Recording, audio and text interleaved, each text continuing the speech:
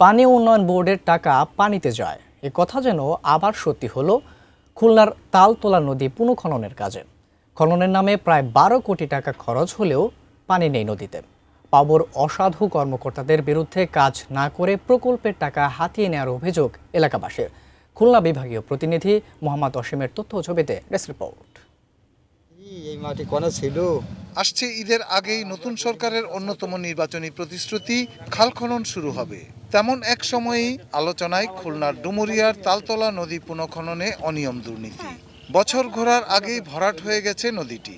দেখে বোঝার উপায় নেই, মাত্র ৬-৭ মাস আগে সরকারের 12 কোটি টাকা ব্যয় করা হয়েছে এই নদীর 6 কিলোমিটার পুনর্খননে।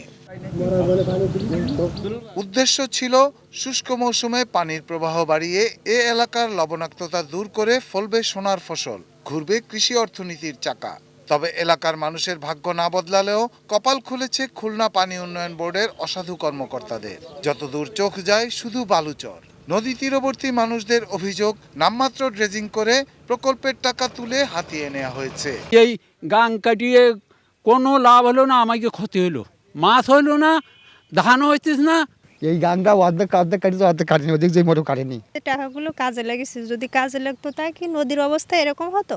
তালতলা নদী খননের আসল লক্ষ্য ও উদ্দেশ্য কি তাহলে ভেস্তেই গেল?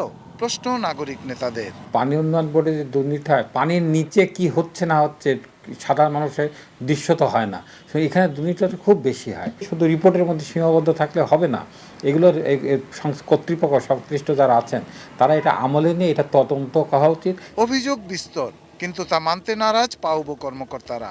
দুর্নীতিতে জড়িতদের আইনের আওতায় আনা এবং দেশজুড়ে সরকারের খাল খনন কর্মসূচির আওতায় ডুমুরিয়ার তালতলা নদী পুনর্খননের দাবি খুলনাবাসীর। যে সময়টাতে তার নাব্যতা থাকে, ওই সময়তে যে ওই এলাকায় যে ফসলগুলো উৎপাদিত হয় তার যে ব্যয়, সেই ব্যয়ের চেয়ে নদী খননের ব্যয় অনেক কম হওয়ায় যে আমাদের প্রকল্প বাস্তবায়নের ব্যয়ের চেয়ে আমাদের বেনিফিটটা বেশি পাওয়া যায়, যার ফলে আমরা এই প্রকল্পগুলো বাস্তবায়ন করা হয়েছে।